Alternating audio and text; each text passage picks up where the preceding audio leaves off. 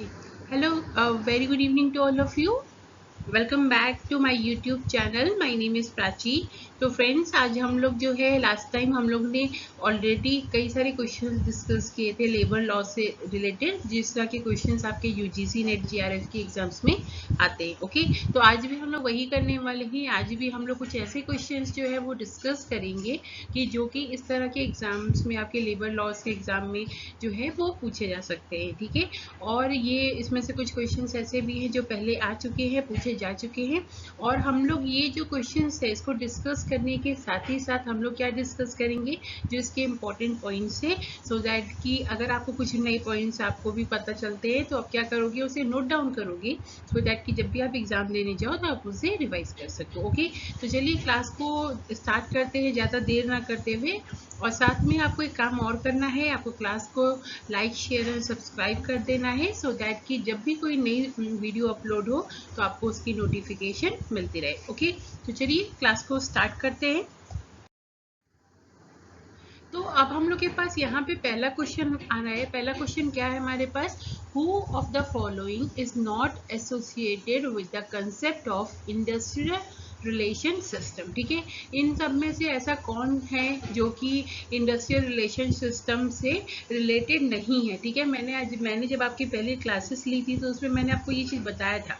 ठीक है, कि इस तरह के क्वेश्चंस आपसे एग्जाम में पूछे जा सकते हैं कि भाई आपको बताना है कि ये पर्टिकुलर जो टॉपिक है इससे लोग रिलेटेड हैं या कौन रिलेटेड नहीं है। तो इस तरह के क्वेश्चंस आपसे एग्जाम में काफ़ी ज़्यादा पूछे जाते हैं। ठीक है, तो यहाँ पे आपका पहला आपको यही बताना है कि इन चार ऑप्शंस में, ठीक है, जो चार ऑप्शंस आपके सामने हैं, इनमें से कौन इंडस्ट्रियल रिलेशन सिस्टम से रिलेटेड नहीं है। ठीक है, तो चलिए देखते हैं क्या क्या ऑप्शन है हमारे पास। तो सबसे पहला ऑप्शन आ रहा है फ्रेडरिक टेलर। ठीक है, फिर दूसरे आ रहे हैं आरे लेस्टर, फिर है डेल योडर, और फिर है प्रोफेसर डनलॉप। ठीक है, अगर आपने मेरी पहली क्लास देखी है तो आपको याद होगा कि प्रोफेसर डनलॉप, ठीक है, he is a very important person because he gave the system approach of industrial relation. Okay, तो प्रोफेसर डनलॉप ने क्या दिया था, इंडस्ट्रियल रिलेशन सिस्टम जो है वो दिया था। ठीक है ना, उसका सिस्टम अप्रोच दिया था। ओके, तो प्रोफेसर डनलॉप जो है डेफिनेटली इसके आंसर नहीं होंगे बिकॉज वो इंडस्ट्रियल रिलेशन सिस्टम से रिलेटेड हैं। ओके, फिर डेल यूडर की बात करते हैं। तो भाई डेल यूडर तो उन्होंने डिफाइन ही किया था इंडस्ट्रियल रिलेशन को। ओके, तो जो ये इन्होंने डिफाइन किया था, तो बेसिकली ये भी क्या हो गए, ये भी आपके इंडस्ट्रियल रिलेशन सिस्टम से रिलेटेड है, तो ये भी आपका आंसर नहीं होगा। ठीक है, अब देखिए, अब आपके पास दो ऑप्शन आ रहे हैं, फ्रेडरिक टेलर और आर ए लेस्टर। ठीक है, अब आर ए लेस्टर के बारे में बहुत कम लोग जानते हैं, पर अगर आपको आगे कुछ ऐसे नोट्स में प्रोवाइड करूंगी जिसमें कि आपको पता चलेगा कि आर ए लेस्टर ने भी जो है इंडस्ट्रियल रिलेशन को डिफाइन किया है। ठीक है, तो इसलिए आर ए लेस्टर भी इंडस्ट्रियल रिलेशन सिस्टम से रिलेटेड है। फाइन, फिर फ्रेडरिक टेलर की बात करते हैं तो उन्होंने क्या दिया है, उन्होंने साइंटिफिक मैनेजमेंट दिया है। ठीक है, उन्होंने साइंटिफिक मैनेजमेंट के बारे में बात की थी, उन्होंने हार्मोनी की बात की थी, लेकिन उन्होंने इंडस्ट्रियल रिलेशन सिस्टम की बात नहीं की थी। ओके, तो यहाँ पे आपका आंसर क्या बन रहा है, आंसर आपका बन रहा है first option, that is Frederick Taylor. Okay, तो ये जो इम्पोर्टेंट लोग होते हैं ना, इनके बारे में आपको थोड़ा थोड़ा पता होना चाहिए कि एग्जाम्स में अगर आपके सामने कोई भी ऐसे क्वेश्चन बन जाता है, आप आराम से जो ऑप्शन है उसको चूज कर पाओ। ठीक है, प्रॉपर तरीके से आप क्वेश्चन को अटेम्प्ट कर पाओ। ओके, तो अब हमारा जो है पहला क्वेश्चन, उसका आंसर क्या हमारे पास मिला, फ्रेडरिक टेलर। ओके, फिर नेक्स्ट क्वेश्चन की ओर मूव करते। अब देखिए नेक्स्ट क्वेश्चन क्या है। अब देखिए ये जो क्वेश्चन है ना, ये सीधे मैनेजमेंट से ही आया है। ठीक है, जो मैनेजमेंट आपका फर्स्ट यूनिट है बेसिकली उसी से है। ठीक है, अब फर्स्ट यूनिट तो बहुत अच्छे से तैयार होना चाहिए कम से कम। तो अब देखते हैं इस क्वेश्चन का आंसर आपके पास है कि नहीं है। तो हमारा क्या क्वेश्चन है, who call direction as heart of administration, यानी कि किसने कहा था कि डायरेक्शन जो है एडमिनिस्ट्रेशन का हार्ट होता है, यानी उसका दिल होता है। ठीक है, हम लोग ने 5 फंक्शंस पढ़े थे मैनेजमेंट के। ठीक है, तो प्लानिंग था, ऑर्गेनाइजिंग था, फिर स्टाफिंग था। ठीक है, उसके अलावा डायरेक्टिंग एंड कंट्रोलिंग था। तो डायरेक्टिंग जो हम लोग ने पढ़ा था, डायरेक्शन पढ़ा था, तो डायरेक्शन को किसने कहा था कि वो हार्ट ऑफ एडमिनिस्ट्रेशन है। तो यहाँ पे 4 लोगों के नाम दिए गए हैं, जिसमें आपका आ रहा है न्यूमैन, कीथ डेविस, मार्शल डायमॉक और हेनरी ए बर्जर। ठीक है, इन चारों में क्या ऑप्शन हो सकता है, किसने दिया था, हार्ट ऑफ एडमिनिस्ट्रेशन। तो इसका आंसर क्या है, चलिए देखते हैं इसका आंसर क्या है। तो इसका आंसर क्या है, मार्शल डायमॉक। ठीक है, अगर आपसे ये क्वेश्चन एग्जाम्स में आ जाता है बाई चांस, तो आपको क्या कहना है, मार्शल डायमॉक ने जो है वो हार्ट ऑफ एडमिनिस्ट्रेशन कहा था डायरेक्शन को। ठीक है, जो है उन्होंने क्या कहा कि डायरेक्शन जो है वो एडमिनिस्ट्रेशन का हार्ट होता है। ओके, और बाकी लोगों के बारे में भी एक बार देख लेते हैं। न्यूमैन, इन्होंने डायरेक्टिंग को डिफाइन किया था। ठीक है, कीथ डेविस की अगर हम लोग बात करते हैं तो कीथ डेविस ने डायरेक्टिंग का मॉडल्स दिए थे। ठीक है, जो हम लोग ने ऑटोक्रेटिक, कस्टोडियल मॉडल, ये सारे मॉडल्स पढ़े थे ना, तो ये कीथ डेविस ने दिए थे। ओके, मार्शल डायमॉक ने, भाई उन्होंने कहा ही था कि एडमिनिस्ट्रेशन जो है मतलब डायरेक्शन जो है वो हार्ट होता है एडमिनिस्ट्रेशन का। और हेनरी ए बर्जर की बात करते हैं तो अब जो आपका फेमस हॉथॉर्न एक्सपेरिमेंट है, तो जो टर्म था आपका हॉथॉर्न, ठीक है, ये किसने कॉइन किया था, ये जो है हेनरी ए बर्जर ने ही कॉइन किया था। ठीक है, तो आपको ये जो है ये पता होना चाहिए। ओके, कि आपको जो है हेनरी ए बर्जर ने क्या किया था, जो है इस टर्म को, जो आपका बिहेवियरल अप्रोच में जो टर्म था हॉथॉर्न एक्सपेरिमेंट, उसको क्या किया था, उसको कॉइन किया था। ओके, अब देखिए हमारे पास यहाँ पे थर्ड क्वेश्चन आ रहा है। तो थर्ड क्वेश्चन क्या है कि यहाँ पे एक स्टेटमेंट दिया हुआ है और आपको बताना है कि ये स्टेटमेंट किस मॉडल से आया है। ठीक है, इसमें स्टेटमेंट क्या है, it corporates the relationship between perception, effort, expected reward and satisfaction. This the references to the dash of motivation. ठीक है, किस मॉडल, जो मोटिवेशन का मॉडल है उसमें ये चीज़ बोली गई है कि मतलब वो एक रिलेशनशिप बनाता है किसके बीच में, परसेप्शन यानी जो हमारा नज़रिया है, हमारा एफर्ट है किसी काम को लेकर के, हम जो रिवॉर्ड एक्सपेक्ट करते हैं और जो हमें सेटिस्फेक्शन मिलता है। ठीक है, तो इतने सारे मॉडल्स हम लोग ने पढ़े थे। हम लोग ने नीड बेस्ड थ्योरी पढ़ी थी मोटिवेशन की, हम लोग ने जो है बेसिकली प्रोसेस बेस्ड थ्योरी पढ़ी थी। ठीक है, तो ये जो हम लोग ने कंटेम्प्रेरी थ्योरीज पढ़ी थी, तो इतनी सारी थ्योरीज पढ़ी थी, तो उसमें ये सारे मॉडल्स जो है वो डिफाइन किए गए। ठीक है, तो अब इसमें से कौन से ऐसे मॉडल हैं जिसमें आपके परसेप्शन, एफर्ट और एक्सपेक्टेड रिवॉर्ड और सेटिस्फैक्शन के बीच में क्या बताया गया है, उसमें एक रिलेशनशिप बताया गया है। ठीक है, तो इसका आंसर क्या होगा, अब देखिए इसका आंसर बेसिकली अगर हम लोग बात करें तो यहाँ पे हमारे पास तीन ऑप्शंस है, एक नन ऑफ द अबव है। तो पहले हम लोग इन तीनों ऑप्शन को कंसीडर कर लेते हैं। ब्लूम्स एक्सपेक्टेंसी मॉडल है। ठीक है, तो इसमें बेसिकली क्या था इसमें कि भाई कोई इंसान जब अपना एफर्ट डालता है तो वो किसी रिवॉर्ड को एक्सपेक्ट करता है। ठीक है, और वो रिवॉर्ड जितना एक्सपेक्टेशन उसकी ज़्यादा होती है कि भाई हमको ये रिवॉर्ड मिल सकता है, ठीक है, उतना ज़्यादा उसका मोटिवेशन होता है। ठीक है, फिडलेट कंटीजेंसी मॉडल में बेसिकली क्या था कि हम लोग जो है हम लोग हर सिचुएशन के हिसाब से अलग बिहेवियर जो है वो शो करते हैं। ठीक है, और पॉटर एंड लॉलर एक्सपेक्टेंसी जो मॉडल था ना, यही ब्लूम एक्सपेक्टेंसी मॉडल का थोड़ा सा क्या कह सकते हो आप, एक्सटेंशन था। ठीक है ना, उसी को बढ़ा के इसमें बताया गया था। और इसी में आपको बताया गया था कि कोई इंसान जब अपने किसी काम को करने जाता है तो पहले वो अपना नज़रिया डालता है कि मुझे कितना एफर्ट डालना चाहिए, कि मुझे कितना जो है रिवॉर्ड चाहिए। ठीक है, उसके साथ मुझे कितना एफर्ट डालना चाहिए, और जब वो रिवॉर्ड वो एफर्ट डालता है, उसको रिवॉर्ड मिलता है, अगर वो रिवॉर्ड उसको जो है सेटिस्फैक्ट्री लगता है, तभी वो क्या करता है, तभी वो बेसिकली क्या करेगा, वो जो है आपको मतलब उसको सेटिस्फैक्शन मिलेगा। ठीक है, यानी कि भाई जितना उसमें परसेप्शन था उसका कि भाई मैं इतना एफर्ट डालूंगा तो मुझे इतना रिवॉर्ड मिलना चाहिए, अगर वो उतना रिवॉर्ड उसको मिल जाता है तभी उसको सेटिस्फैक्शन होता है उतना एफर्ट डालने पर। ओके, तो बेसिकली तो आपका इसमें आंसर क्या बन रहा है, इसमें आंसर आपका बन रहा है Porter's and Lawler expectancy model. Okay, तो ये आपका आंसर होगा इस क्वेश्चन का। इसमें बोला गया था, इसमें आपका रिलेशनशिप दिखाया गया था परसेप्शन, एफर्ट, एक्सपेक्टेड रिवॉर्ड और सेटिस्फैक्शन के बारे में। ठीक है, आपको इसको डीप में पढ़ना है, इस सारे मॉडल्स को, इस थ्योरीज को। तो जो मेरा मोटिवेशन वाली क्लास है ना, आप उसको देख सकते हो, उसमें आपको ये सारी डिटेल्स अच्छे से मिल जाएंगी। ठीक है, सारी डिटेल्स मिल जाएंगी आपको। चलिए नेक्स्ट क्वेश्चन की ओर मूव करते हैं।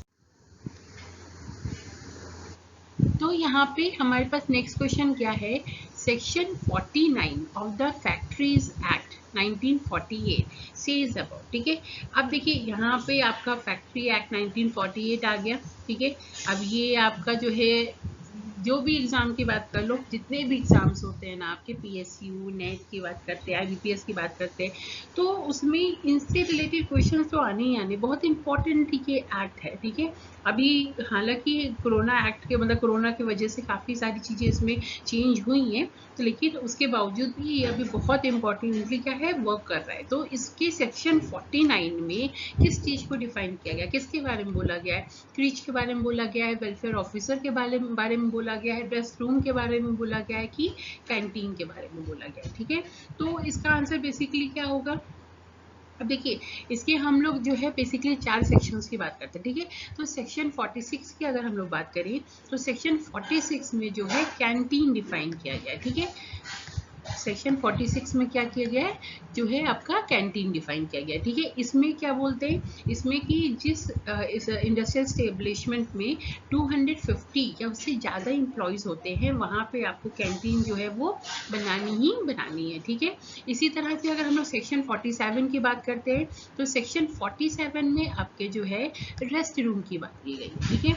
इसके हिसाब से क्या है, रेस्ट रूम के हिसाब से क्या है कि भाई जिस इंडस्ट्रियल एस्टेब्लिशमेंट पे 150 से ऊपर, ठीक है, 150 या उससे ऊपर की अगर एम्प्लॉयज हैं तो आपको क्या करना है, वहाँ पे आपको रेस्ट रूम जो है वो बनाना है, ओके। फिर इसी तरह से हम लोग जो है सेक्शन 48 की बात करते हैं, तो सेक्शन 48 में आपको क्रीच जो है वो बताया गया, ठीक है। इसमें क्या है कि इस इंडस्ट्रियल एस्टेब्लिशमेंट में 30 या उससे ज़्यादा औरतें काम करती हैं, तो वहाँ पे आपको क्या करना है, वहाँ पे आपको क्रीच जो है वो रखना है, ठीक है। तो अब जाहिर सी बात है आपके पास ऑप्शन क्या बचा, वेलफेयर ऑफिसर, यानी कि सेक्शन 49 ऑफ फैक्ट्री एक्ट 1948 में क्या बताया गया है, वेलफेयर ऑफिसर के बारे में बताया गया है। अब वेलफेयर ऑफिसर के लिए कितने एम्प्लॉयज चाहिए होते हैं, तो उसके लिए चाहिए होते हैं 500 एम्प्लॉय, ठीक है। यानी कि 500 या उससे ऊपर एम्प्लॉय होंगे तो क्या होगा, तो आपको वहाँ पे वेलफेयर ऑफिसर जो है वो रखना है, ठीक है। अगर 500 या उससे ऊपर के एम्प्लॉयज है तो सेक्शन 49 में प्रोविजन है कि आपको उनके लिए वेलफेयर ऑफिसर को हायर करना है, ओके। तो इसका आंसर आपका क्या बना, इसका आंसर होगा आपका 2, ठीक है। यानी चारों सेक्शंस आपको याद कर रखने हैं, 46 में कैंटीन, 47 में रेस्ट रूम, 48 में क्रीच और 49 में वेलफेयर ऑफिसर के बारे में बताया गया, ठीक है। कैंटीन के लिए आपको कितने चाहिए, 250 या उससे ज़्यादा, रेस्ट रूम के लिए कितने चाहिए, 150 या उससे ज़्यादा, क्रीच के लिए कितने चाहिए, 30 या उससे ज़्यादा, और वेलफेयर ऑफिसर के लिए कितने चाहिए, 500 या उससे ज़्यादा, ओके। तो ये आपका बहुत इजी है, अगर आप उसको 1-2 बार पढ़ोगे ना आपको याद होता जाएगा। इतना ज़्यादा दिखाई देता है लेकिन ये पढ़ना है, आपको बहुत पढ़ना है, लेकिन इतना रखने की ज़रूरत नहीं है। आप उसको कई बार जब पढ़ोगे तो अपने आप वो आपके दिमाग में बैठता चला जाएगा, ओके। अब देखिए यहाँ पे हमारे पास एक और फॉर्म है क्वेश्चन का, जो है बेसिकली इंडस्ट्रियल, हम लोग एसर्शन और रीजन की बात करते हैं, ठीक है।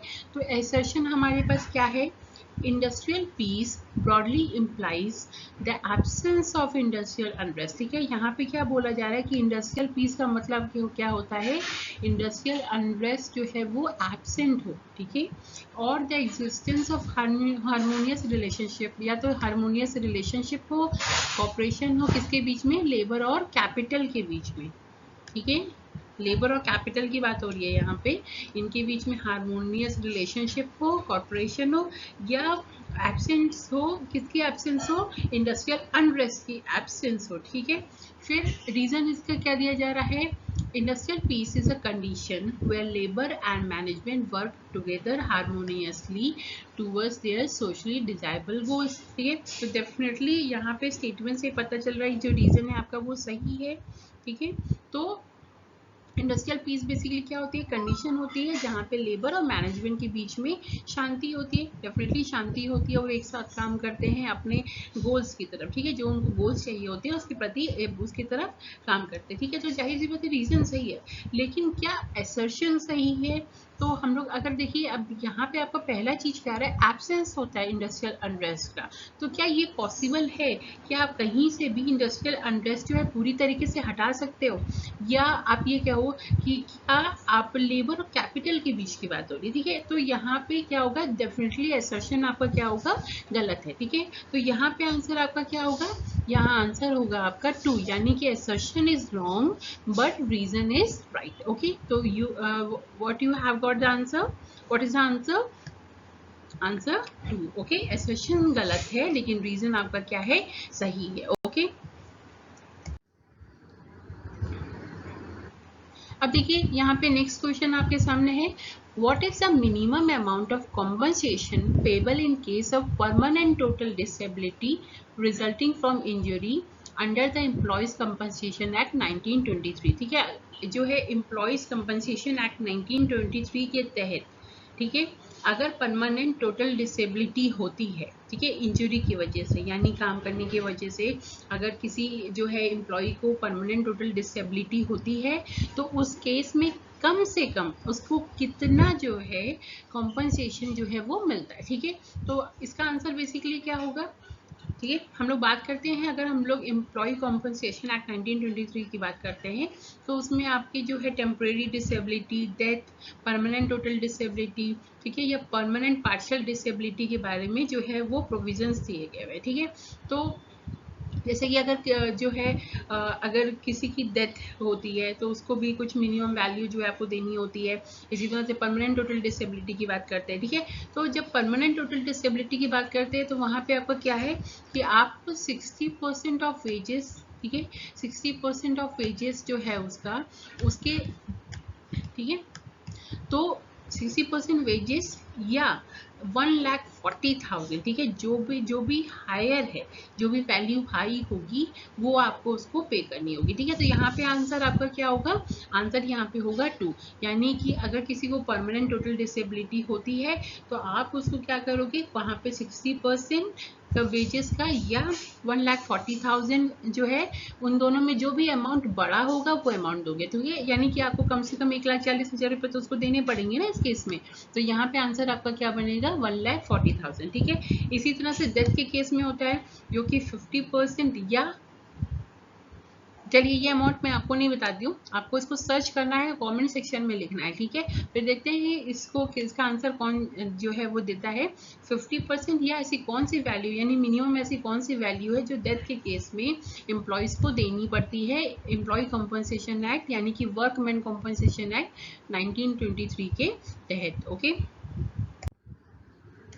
अब हम लोग यहाँ पे नेक्स्ट क्वेश्चन पे आते हैं. तो नेक्स्ट क्वेश्चन पे क्या है, which one of the following authorities is not covered under the employ state insurance act 1948. ठीक है, एम्प्लॉय स्टेट इंश्योरेंस एक्ट के बारे में हम लोगों ने लास्ट टाइम भी बात की थी, जिसमें हम लोगों ने बात की थी कि वेज लिमिट क्या होती है, तो 21,000 उसकी वेज लिमिट होती है. ठीक है, अब हम लोग को इसमें बताना है कि कौन सी ऐसी अथॉरिटी है इन चारों में से जो दी गई है, इन चारों अथॉरिटीज में कौन सी ESI एक्ट 1948 में नहीं आती है. ठीक है, तो यहाँ पे आपके क्या है, अब देखिए सबसे पहले अगर हम लोग मेडिकल काउंसिल देखें तो मेडिकल काउंसिल तो होगा ही होगा. ठीक है, क्योंकि भाई बीमारी और इन सारी चीज़ों में आप दे रहे हो उनको, तो मेडिकल काउंसिल जाहिर सी बातें जुड़ा हुआ रहेगा. ठीक है, अब इसी तरह से ESI कॉर्पोरेशन होगा ही होगा. ठीक है, और इसके अलावा अगर हम लोग ESI एक्ट 1948 की बात करते हैं तो उसमें आपकी स्टैंडिंग कमेटी बनती है. तो यानी कि ये तीनों अथॉरिटी रहती हैं. जो नहीं रहता है वो क्या है, सेंट्रल बोर्ड. ठीक है, सेंट्रल बोर्ड आपका ESI एक्ट 1948 में नहीं होता है. ठीक है, तो यहाँ पे आंसर आपका क्या होगा, 1 होगा आंसर, यानी कि ESI एक्ट 1948 में स्टैंडिंग कमेटी भी है, मेडिकल काउंसिल है, ESI कॉर्पोरेशन भी है, लेकिन जो नहीं है वो क्या है, वो है सेंट्रल बोर्ड. ठीक है, सेंट्रल बोर्ड इसमें नहीं होगा. ओके, अब चलिए नेक्स्ट टर्म की ओर मूव करते हैं.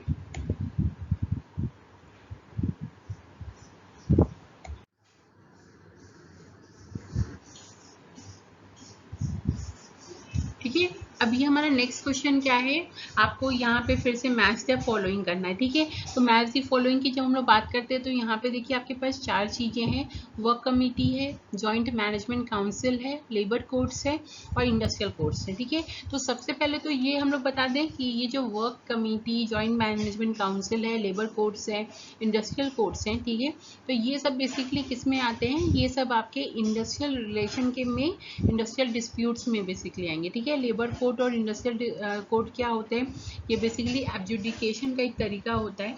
ठीक है, यानी कि किसी के बीच में अगर प्रॉब्लम हो गई तो उसको सुलझाने के लिए जो स्टैट्यूटरी मेथड होता है, तो लेबर कोड्स, इंडस्ट्रियल कोड्स, ये सारी चीज़ें उसमें आती हैं. ठीक है, और वर्क कमेटी हो गया। फिर जॉइंट मैनेजमेंट काउंसिल की बात करते हैं तो ये वर्कर्स पार्टिसिपेशन इन मैनेजमेंट का एक तरीका होता है, ठीक है, उनकी काउंसिल्स बनाई जाती हैं। तो अब आपको देखिए यहाँ पे लिस्ट 1 आपको ये दी गई है, चारों चीज़ें दी गई हैं, और लिस्ट 2 दी गई है। अब आपको इसको जो है मैच करना है, ठीक है। तो वर्क कमेटी के लिए भाई क्या प्रोविज़न है, तो वर्क कमेटी के लिए प्रोविज़न बेसिकली यही है कि अगर किसी आपको ऑर्गेनाइजेशन में 100 या उससे ज़्यादा एम्प्लॉयज़ हैं तो आपको वहाँ पे वर्क कमेटी क्या करना है, वहाँ पे वर्क कमेटी जो है वो सेट करनी है, ठीक है। तो जाहिर सी बात है ए का आंसर हमें क्या मिल रहा है, ए का आंसर हमें मिल रहा है 1, ठीक है। इसी तरह से जेएमसी की बात करते हैं, यानी जॉइंट मैनेजमेंट काउंसिल की बात करते हैं। तो जॉइंट काउंसिल मैनेजमेंट जो है ना, मैनेजमेंट काउंसिल, ये आपके 1958 में सेटअप किया गया था, इंडस्ट्रियल डिस्प्यूट एक्ट 1947 में ही से भी प्रोविजन से। तो इसमें भी ये बोला गया था अगर किसी कंपनी में किसी इंडस्ट्रियल इस्टेब्लिशमेंट में 500 या उससे ज़्यादा एम्प्लॉयज़ हैं तो वहाँ पे आपको जेएमसी क्या करना है, वहाँ पे जो है वो सेट करना है, ठीक है। तो यहाँ पे बेसिकली आपका क्या होगा, तो यहाँ पे ऑप्शन 2 आपका जो है आ रहा है। इसी तरह से इंडस्ट्रियल डिस्प्यूट एक्ट 1947 की हम लोग बात करते हैं, उसके शेड्यूल 2 में लेबर कोड्स के बारे में जो है क्या किया गया है, डिफाइन किया गया है, ठीक है। इसी तरह से इंडस्ट्रियल कोड को जो है शेड्यूल 2 और 3 में डिफाइन किया गया, ठीक है। तो यानी कि यहाँ पे आपके ऑप्शंस क्या क्या हो गए, यहाँ पे सॉरी ये 3 है और ये क्या है, ये 4 है, ठीक है। तो यानी यहाँ पे आपका आंसर क्या होगा, 1 2 3 4 बन रहा है, तो यानी कि आपका आंसर हो गया जो है पहला ऑप्शन, ठीक है। तो ये आपका हो गया मैच द फॉलोइंग। आपको ये ध्यान रखना है जहाँ पे 100 या उससे ज़्यादा एम्प्लॉयज़ हैं तो वहाँ पे वर्क कमेटी, जहाँ पे 500 या उससे ज़्यादा एम्प्लॉय है तो जेएमसी, जहाँ पे शेड्यूल 2 की बात होती है तो लेबर कोड, और शेड्यूल 2 और 3 की बात होती है तो इंडस्ट्रियल कोड। ओके, तो नेक्स्ट क्वेश्चन की ओर मूव करें। ओके, तो देखते हैं हम लोगों के पास यहाँ पे क्या क्वेश्चन है। यहाँ पे है मैच द फॉलोइंग। तो मैच द फॉलोइंग के फर्स्ट जो सेंटेंस दिया हुआ है, cognitive bias in which one trait of a person influences overall judgement about him, ठीक है। हम लोग यहाँ पे क्या कर रहे हैं, यहाँ पे एक बायसनेस शो करते हैं। हम लोग किसी पर्सन का एक ट्रेट देख करके ही डिसाइड कर लेते हैं कि वो पर्सन कैसा होगा, ठीक है। सपोज कीजिए कि एक ग्रुप है, एक ग्रुप जो है वो बात हो रही है लोगों के बीच में और हम लोग देखते हैं उसको दूर से, उसमें से कोई बहुत चिल्ला चिल्ला के बात कर रहा है, ठीक है। तो हम लोग क्या सोच लेंगे कि नहीं वो पर्सन ऐसा ही होगा, वो ऐसे ही बात करता होगा, ठीक है। बहुत रूड होगा, एरोगेंट होगा, या बहुत लाइक इलिटरेट टाइप का पर्सन होगा जो ऐसे तेज चिल्ला चिल्ला के बात कर रहा है। इसी तरह से कोई एक टीनेजर अगर कुछ गलत काम करता है या कुछ करता है तो जो बड़े लोग परसेप्शन बना लेते हैं ना कि आजकल के तो बच्चे लोग ऐसे ही होते हैं। तो ये जो है बेसिकली एक ट्रेड के बेसिस पे कुछ डिसाइड कर लेना, तो ये किस में आता है, तो यहाँ पे अगर हम लोग देखेंगे तो बेसिकली ये आपका जार्गन नहीं होगा, इनकोडिंग फिल्टरिंग नहीं होगा, तो डेफिनेटली ये आपका हेलो इफेक्ट है, ठीक है। अभी जब आप परसेप्शन के बारे में पढ़ोगे तो उसमें हेलो इफेक्ट जो है एक इम्पॉर्टेंट जो है आपका टर्म होता है, जिसमें कि एक ट्रेड के बेसिस पे डिसाइड किया जाता है कि वो पर्सन कैसा होगा, ठीक है। फिर हम लोग सेकेंड की बात करते हैं, मीनिंगलेस टॉक और writing familiar only to a group और प्रोफेशन, यानी कि अगर आप किसी से बात कर रहे हो, ठीक है, तो वहाँ पे वो बात क्या हो जा रही है, मीनिंगलेस हो जा रही है, किसी के लिए वो जो है टर्म जो है वो पल्ले नहीं पड़ रही, ठीक है, उसको समझ में नहीं आ रही, ठीक है। या समझ में आ रही है तो ऐसे ही ग्रुप को समझ में आ रही है जो उस पर्टिकुलर प्रोफेशन से जो है जुड़ा हुआ हो, ठीक है। तो इसको हम लोग क्या कहते हैं, तो डेफिनेटली ये जो है आपका जार्गन होगा। जार्गन जो है वर्ड्स होते हैं जो बेसिकली वो एक कुछ पर्टिकुलर वर्ड्स होते हैं जो किसी एक प्रोफेशन या किसी एक फील्ड से जुड़े हुए होते हैं, ठीक है। तो इसलिए तो यहाँ पे आपका बी का क्या होगा, 1 होगा, ठीक है। तो यहाँ पे आपको क्या मिला, पहले का आपको 2 मिला और आपको बी का क्या मिल रहा है, 1 मिल रहा है, ठीक है। अब हम लोग बात करते हैं converting the messages into symbols by senders. तो जो मैसेज को हम लोग कन्वर्ट कर देते हैं, ठीक है, कोड्स बना देते हैं, ठीक है, ताकि उसको सेंडर को वो बाद में मिल जाए, तो वो क्या होगा, डेफिनेटली वो इनकोडिंग ही होगा। तो यहाँ का ऑप्शन आपका क्या होगा, 3, ठीक है। 2 1 3 हमें मिल चुका है, तो लास्ट का तो ऑलरेडी 4 हो गया, लेकिन लास्ट का हम लोग देख लेते क्या है, manipulating information to make it appear favourable to receiver, ठीक है। यहाँ पे क्या किया जा रहा है कि इन्फॉर्मेशन को मैनिपुलेट किया जा रहा है सो दैट कि जो रिसीवर को मिले तो उसको लगे कि वो उसके फेवर में, ठीक है। तो फिल्टरिंग की जा रही है, हम लोग ने जो गलत चीज़ें हैं जो उसके काम की नहीं है वो हटा दी और जो इंपॉर्टेंट उसके काम की चीज़ें होगी उसको जो है उसको दे दिया था, तो यहाँ पे मैनिपुलेटिंग ही हो रही है। तो यहाँ पे आपका आंसर क्या बन रहा है, 2 1 4 3 4, यानी कि ऑप्शन 3, ठीक है। तो ये आपका आंसर क्या हुआ, ऑप्शन 3 हुआ, ठीक है। तो तो आई होप कि आपको जो है ये समझ में आ रहा होगा। कोई कंफ्यूजन होगी तो please feel free to ask me. आप कमेंट सेक्शन में लिख के क्या कर सकते हो, मुझसे आंसर पूछ सकते हो, या कोई भी चीज़ आप जानना चाहो तो वो पूछ सकते हो।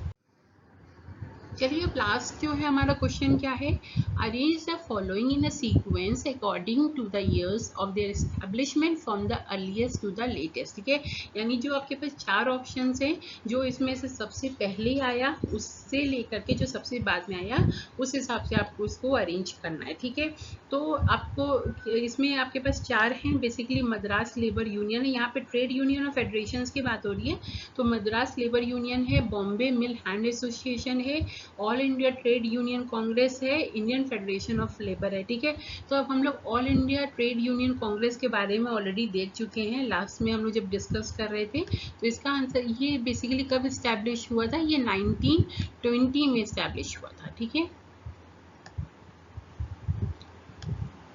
ये 1920 में इस्टेब्लिश हुआ था। इसी तरह से जो सबसे पुराना ट्रेड यूनियन है बेसिकली वो कौन सा है, वो बॉम्बे हिल मिल हैंड एसोसिएशन। ठीक है, ये कब आया था, ये 1890 में आया था। ठीक है, अब देखिए all India trade union Congress जो है ये जोसेफ बाप्टिस्टा इसके फाउंडर थे। बॉम्बे मिल हैंड एसोसिएशन की बात करें तो इसके फाउंडर थे NM लोखंडे। ठीक है, आपको ये फाउंडर्स के नाम भी याद रखने हैं सो दैट कि अगर एग्जाम्स में आपसे से पूछा जाता है तो आपको इसके बारे में पता हो। ठीक है, तो अब देखिए डेफिनेटली आपको all India trade union Congress के बारे में पता है कि 1920 में आया था।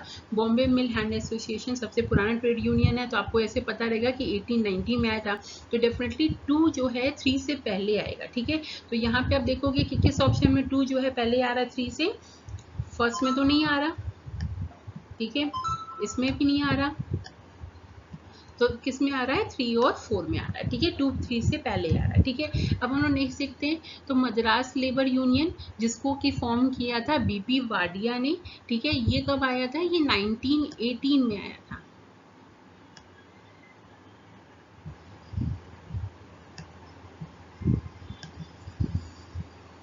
ठीक है, ये जो है 1918 में आया था, तो डेफिनेटली ये बॉम्बे मिल हैंड एसोसिएशन के बाद जाएगा, यानी 2 के बाद और 3 के पहले। ठीक है, तो यानी यहाँ पे क्या होना सीक्वेंस होना चाहिए, 2 1 3 एटलीस्ट होना चाहिए। तो यहाँ पे ऑप्शन जो है आपको 4 जो है वो मिल ही रहा है। ठीक है, लेकिन इंडियन फेडरेशन ऑफ लेबर का हम लोग देख लेते हैं, ये आपका सबसे लास्ट में आया था। ये जो है MN रॉय ने लाया था, ये आया था आपका 1941 में। ठीक है, ओके, तो सबसे पहले आपका आया बॉम्बे मिल हैंड एसोसिएशन जो कि सबसे पुराना था, जिसको लाया था NM लोखंडे ने। फिर आपका आया था मद्रास लेबर यूनियन 1918 में, इसको लेकर के आया BP वाडिया जी ने। फिर all India trade union Congress आया 1920 में, जो कि जोसेफ बाप्टिस्टा लेकर के आए। और फिर लास्ट में आया इंडियन फेडरेशन ऑफ लेबर 1941 में, जो कि आया MN रॉय ने जिसको जो लाए थे। ठीक है, तो यहाँ पे आपके पास क्या हो गया, चारों ऑप्शन मिल गया, और जो आपका आंसर होगा 4। ठीक है, 2 1 3 4 ये आपका सीक्वेंस है। ठीक है, तो आपको क्या करना है, आपको इसकी डेट और आपके इसके जो फाउंडर हैं उनके नाम आपको क्या करने हैं, याद रखने हैं। ठीक है, अगर एग्जाम्स में पूछे जाते हैं तो आपको इसके आंसर पता होने चाहिए। ओके, तो आई होप कि आपकी आज की क्लास जो है वो खत्म हो चुकी है। आई होप कि आपको क्लास पसंद आई होगी। जो भी इंपॉर्टेंट चीज़ें थी हम लोगों ने थोड़ी डिस्कस की हैं, तो आप इसको एक बार जो है पढ़ लेना अच्छे से, और अगर कोई कंफ्यूजन होगी तो आप कमेंट सेक्शन में लिखिए, मुझसे पूछ सकते हो। साथ में आपको क्या करना है, इसके जो PDF फॉर्म मिल रहे हैं आप उसको अपने पास रख सकते हो, इसके इंपॉर्टेंट पॉइंट्स या तो नोट कर सकते हो, सो दैट कि आप एग्जाम के टाइम इसको रिवाइज करके जाना। ओके, तो अगर क्लास आपको अच्छी लगी तो please hit the like button and share and subscribe the channel, and also अपने जो रिव्यूज़ और फीडबैक कमेंट सेक्शन में ज़रूर लिखिए, सो दैट कि कोई इंप्रूवमेंट की ज़रूरत हो तो वो हम कर सकें। ओके, तो मिलते हैं नेक्स्ट क्लास में, तब तक के लिए thank you so much guys, thank you for watching the video session. Bye bye, take care, stay home, stay safe.